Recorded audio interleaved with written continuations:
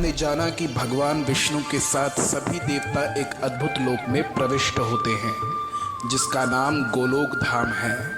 गोलोक धाम के द्वार पर खड़ी शतचंद्रानना नाम की एक स्त्री ने देवताओं को रोका और उनसे उनके ब्रह्मांड का परिचय पूछा, जिसका उत्तर देवगण नहीं दे पाए। अब आगे।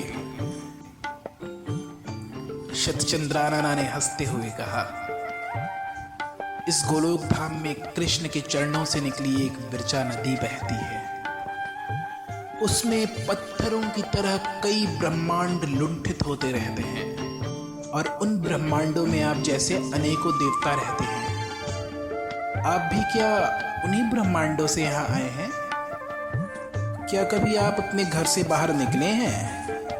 क्या कभी अपने ब्रह्मांड से बाहर भी आए हैं आप लोग? यदि इतना भी नहीं जानते तो ये तो बताओ कि तुम्हारे ब्रह्मांड की पहचान क्या है? देवताओं के लिए ये संवाद बड़ा आश्चर्यजनक था। वे एक दूसरे के बगले झांकने लगे। उन देवताओं की अगवानी करके स्वयं भगवान विष्णु वहां आए थे। उन्होंने कहा, यस्मिन् अंडे पृश्निगर्भो बतारो भूत सनातना त्रिविक्रम नखोद्भिन्नो तस्मिन् अंडे स्थितां वयम्। अर्थात, हे सखी, जिस ब्रह्मांड में मैंने पृश्निगर्भ नाम से सनातन अवतार लिया है और जहां मेरे वामन अवतार की चरण प्रहार से अंतरिक्ष तत्व में विवर हो गया है, हम उसी पृश्निगर्भ नाम के ब्रह्मांड से यहां आए हैं। श्री राधा जी की सखी शतचंद्रानना ने भगवान विष्णु को पहचान लिया कि यही इस पृश्निगर्भ ब्रह्मांड के ईश्वर और कृष्ण स्वरूप है। देवताओं के होश फाख्ता थे। उनकी सभी कल्पनाएं और सोच सिकुड़ गई थी।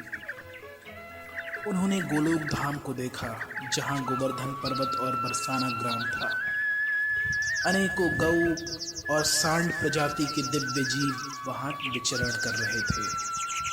जिस प्रकार पृथ्वी के हर एक द्वापर में भगवान विष्णु सखियों और ग्वालों के साथ धरती पे कृष्ण रूप में लीला करते हैं, वो सभी परिवेश और स्थान गोलोक धाम में सनातन काल से स्थित था।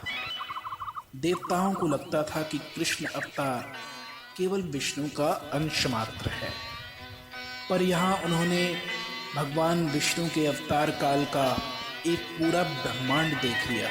सभी देवता अचरज में पड़े हुए थे। तभी देवताओं के देखते देखते भगवान विष्णु चतुर्भुज होकर उस ब्रह्मांड के ईश्वर श्री कृष्ण के रूप में समा गए। देवता सोच रहे थे, क्या केवल कृष्ण का ही एक अपना ब्रह्मांड है? तभी उन्होंने देखा कि श्वेत द्वीप नामक ब्रह्मांड से एक विराट पुरुष नाम के विष्णु भगवान वहां आए, जिनके साथ देवी लक्ष्मी भी थी और वे देवता भी उस गोलोक धाम के कृष्ण के रूप में समा गए। देवताओं का कौतूहल देखकर कृष्ण ने अपने करोड़ों ब्रह्मांड के सभी स्वरूपों को एक साथ आवाहन दे दिया। देवताओं ने देखा कि गोलोक धाम का आकाश विवरों से भर गया। आकाश तत्व के सभी छिद्रों में से एक नए आयाम प्रकट होने लगे। करोड़ों तेज पुंज उस मार्ग से गोलोक के स्थल पर आने लगे। तभी देवताओं ने जो देखा वो परम अद्भुत था कि उस अंतरिक्ष तत्व को चीर कर 1,00,000 दिव्य घोड़ों से जुते हुए रथ पर कोई समीप आ रहा था। उसके विशाल रथ पर हजारों बंदर भालू बैठे हुए थे। उस विशालतम रथ में हजारों चक्के लगे थे, जिनके घर्षण से मेघों के समान भयावनी गर्जना होती थी।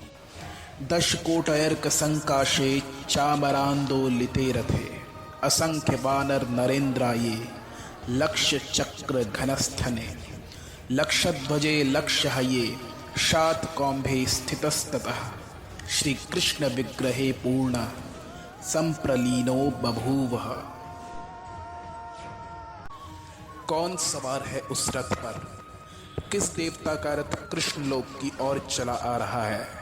जानेंगे अगले प्रकरण में, सिर्फ और सिर्फ सागर वर्ल्ड के साथ।